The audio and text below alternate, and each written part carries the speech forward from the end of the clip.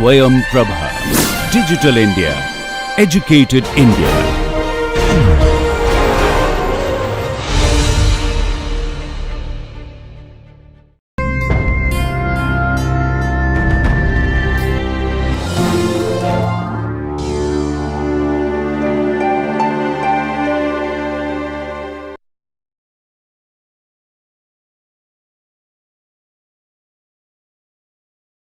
Hello everybody, welcome to today's lecture on bypass. So we have now looked at different processes in material balance systems.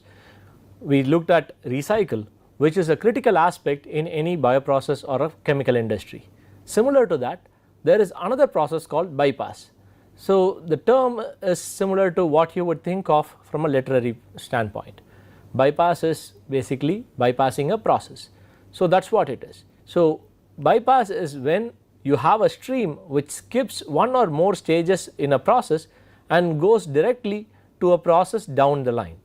So this is called as bypass, and this is primarily used to control the composition of a final exit stream. So if you look at the process shown here, what you see is there is a divider. It could either be a splitter or it could be some kind of a separator which takes out one stream and passes it across the particular step and then mixes it to the output of the process. So this type of a system is called as a bypass system. So this again has a stream which is flowing without accumulating. Just like recycle, you have a stream of components flowing in the bypass stream without accumulating during steady state process. So having taken that into account, let us look at some example problems which gives us clarity on how to approach such problems where you have a process with bypass. So here is an example problem. In the feedstock preparation section of a plant manufacturing natural gasoline, isopentane is removed from butane free gasoline. The process and the components are shown here. What fraction of butane free gasoline is passed through the isopentane tower? So what you have here is a feed of 100 kilograms of butane free feed, and that enters into the isopentane tower. Some of this stream is actually taken out and it bypasses the isopentane tower and is mixed with the bottom stream of the isopentane tower. So now taking this flow chart into account, let us try to perform the material balance calculations to calculate the fraction of butane free gasoline which is passed through the isopentane tower. For this we need to know what fraction actually enters into the isopentane tower, which is X, and also we need to know how much skips the isopentane tower. So let us perform the required calculations to get these values.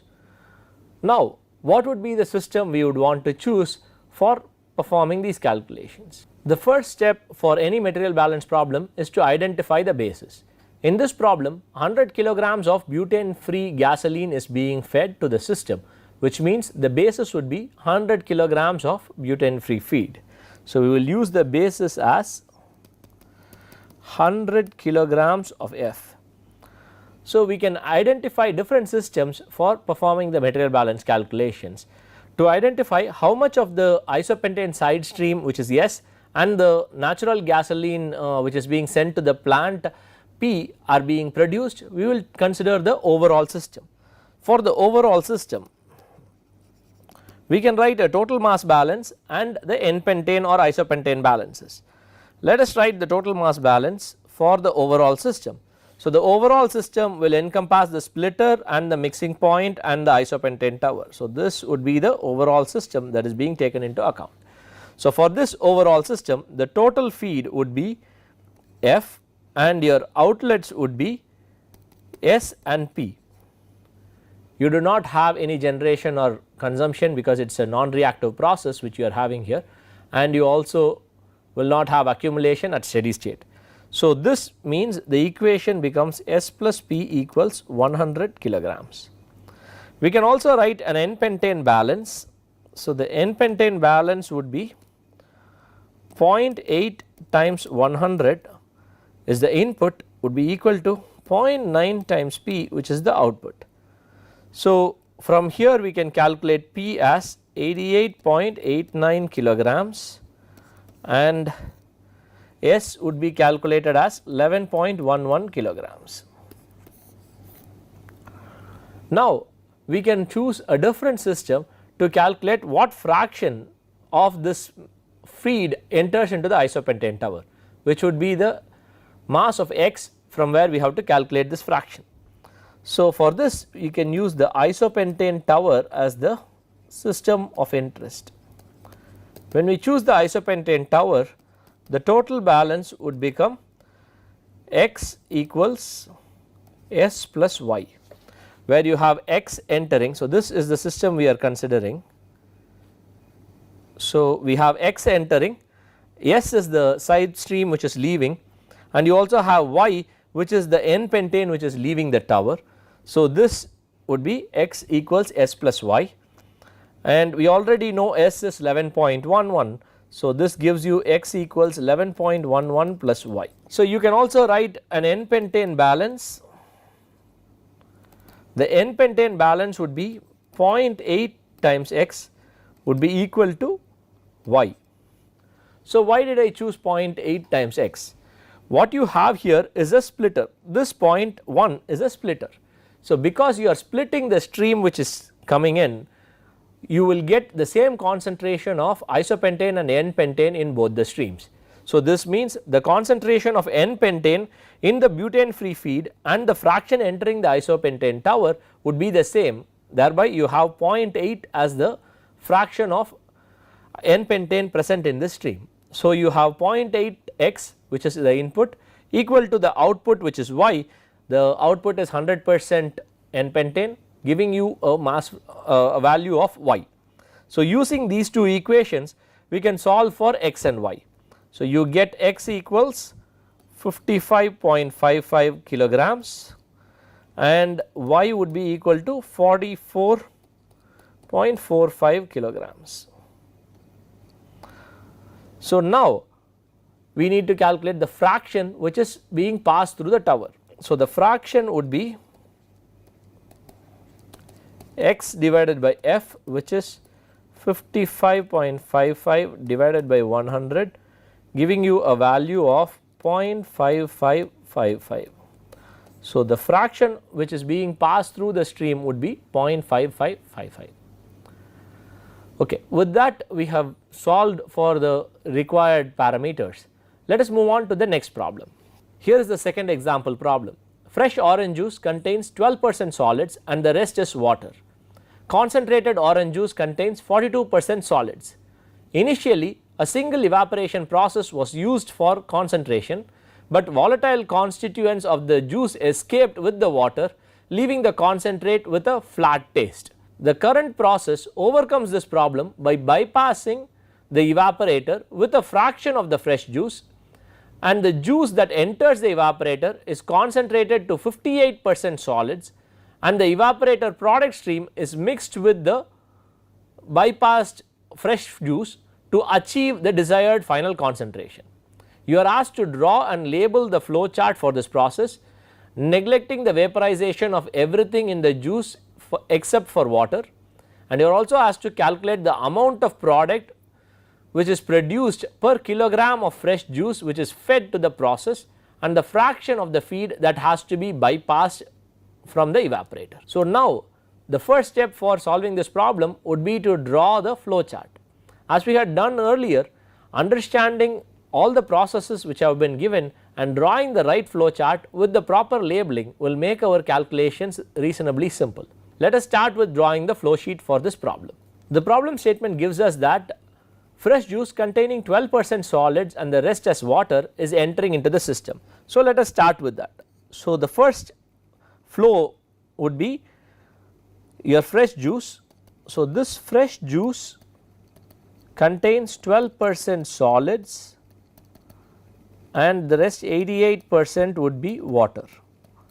So this is now separated probably by a splitter, and some of it bypasses the evaporator while the rest enters into the evaporator, and whatever is coming out bypassing the evaporator is mixed with the product from the evaporator to produce the final product. So, now this position would be the bypass. So, this is the splitter. Considering this to be a splitter, you would have 12% solids and 88% water in all these streams. This would also be 12% solids and 88% water. So, the evaporator would have one stream which is the concentrated juice leaving, and you would also have water which is being evaporated. So, let us assume that you have water leaving and only water leaving as given in the problem. You also have a concentrated liquid which is leaving the evaporator. It has been told that the concentrated solution or the concentrated juice leaving the evaporator would contain 58% solids and the rest would be water. So, let us call it 42% water and 58% solids. So, this is being mixed so that you get the final product which is the desired concentration of the solids. So, that would be 42% solids and the rest 58% would be water. So, now that we have all the compositions, let us also label the masses for these flow charts.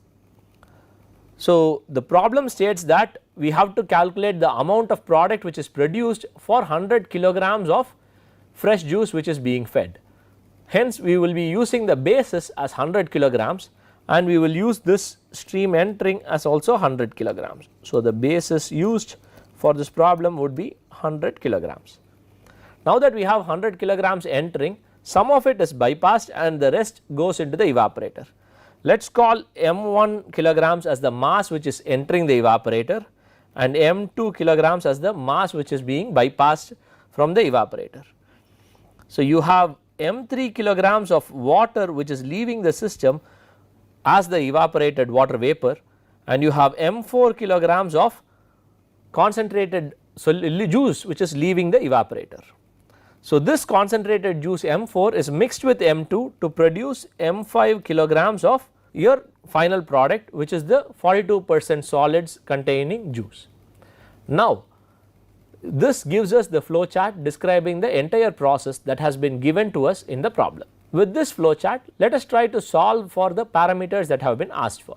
As I had already mentioned, the basis is 100 kilograms. So, now it is important for us to identify which systems we want to work with. So, as always we will start with the overall system.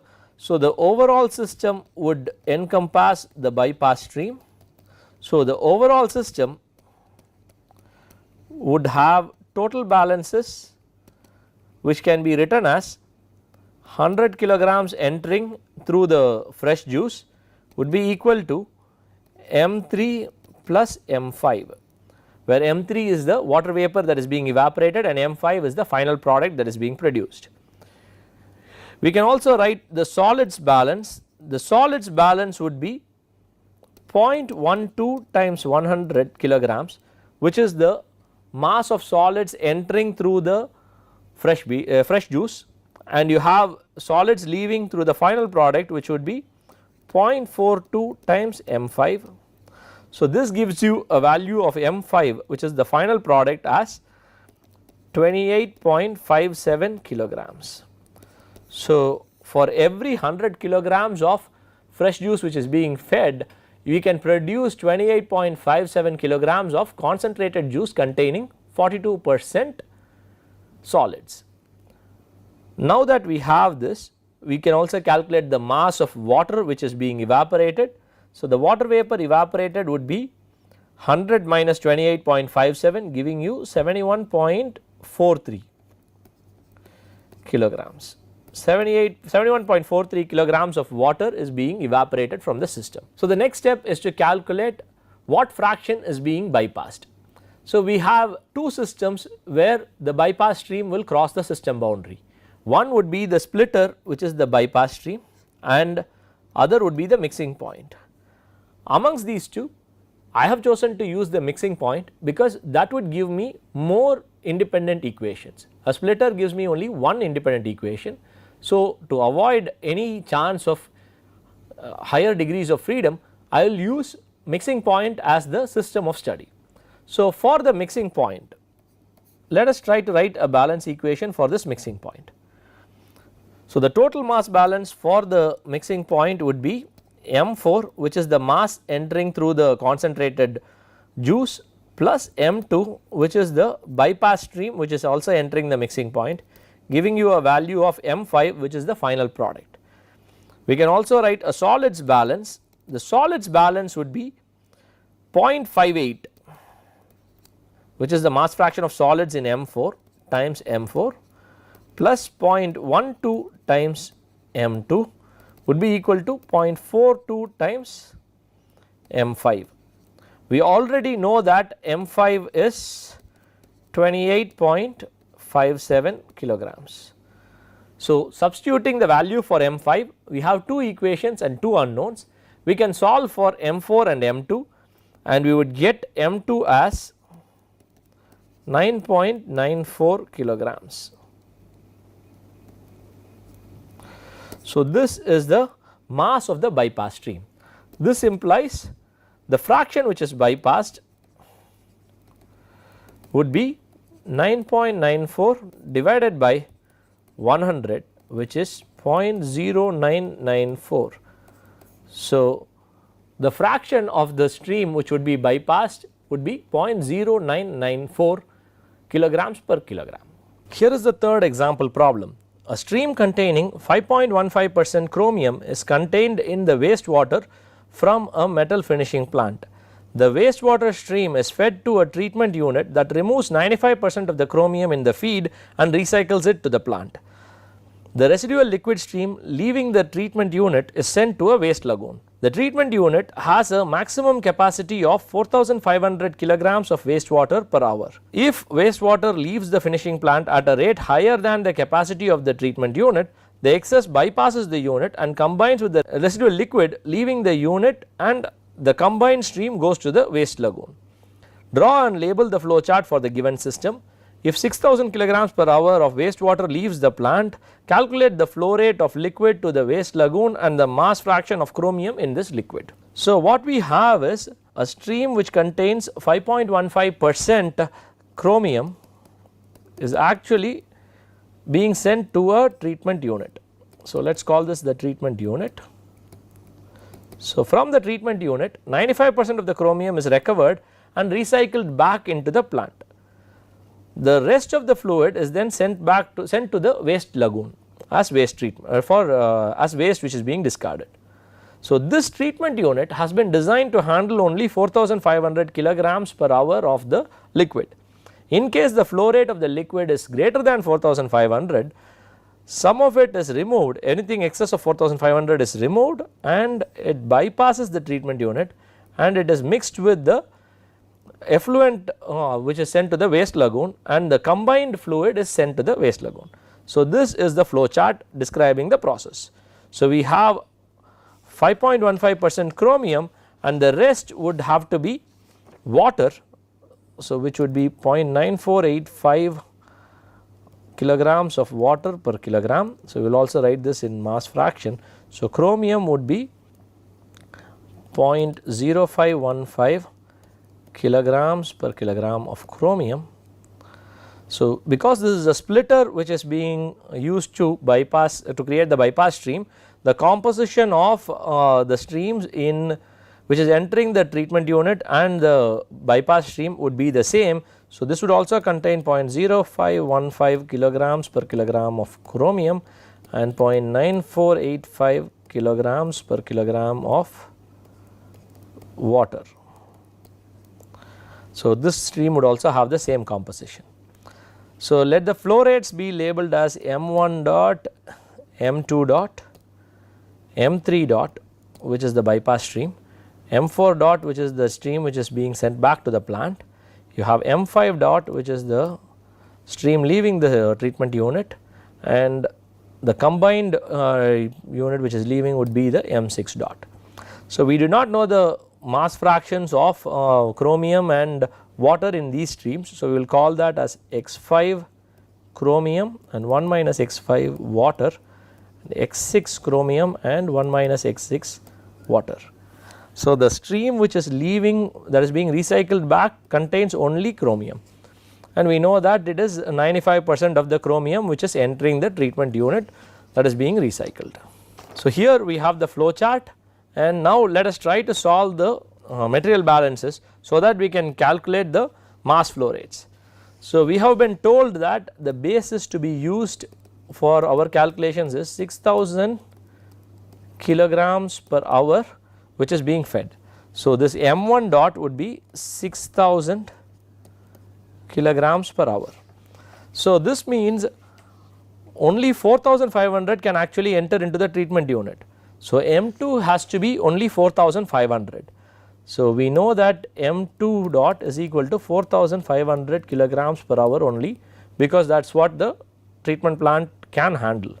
So, we know M1 dot is 6000 kilograms per hour. So, if you were to write a material balance for the splitter, you would have one total balance that you can write for the splitter. So, this balance would be M1 dot equals M2 dot plus M3 dot. So, using this you can get M3 dot as 1500 kilograms per hour. So, we now have M2 dot, M1 dot and M3 dot. So, we need to know how much is M4 dot and what would be M5 and M6 dot. So, for this we can write a balance equation for material balances for the treatment unit. So, if we were to write the material balance for the treatment unit, we can write a chromium balance. The chromium balance basically says that the amount of chromium input would be equal to the amount of chromium output, because there is no reaction, so no generation or consumption, and at steady state there will not be any accumulation. So, you get input equals output. So, the input term would be 0.0515 times 4500. So, which is what would have to leave through M4 and M5. So, this would be M4 dot plus X5 M5 dot. So, we do not know M4 or X5 M5. However, we have been told that 95% of chromium input is actually leaving us M4 dot. So, we can calculate M4 dot as 0.95 times 0.0515 times 4500. So, M4 dot equals 0.95 times 0.0515 times 4500, which is equal to 220.2 kilograms per hour. So, that would be the mass flow rate of chromium leaving through the stream M4. So, writing the total balance for the treatment unit, we would basically have, substituting this M4 dot into the chromium balance, we would have 0.0515 times 4500 equals 220.2 plus X5 M5 dot. So, we can also write a total balance for the treatment unit, which would be M2 dot equals M4 dot plus M5 dot. So, we already know M2 and M4. So, we can calculate M5 as 4500 minus 202.2, giving you a value of 4297.8 kilograms per hour. So, substituting the value for M5 dot in the chromium balance equation, we end up with X5, which is the mass fraction of chromium in the stream 5, which is leaving the treatment unit as 0.002707 kilograms per kilogram.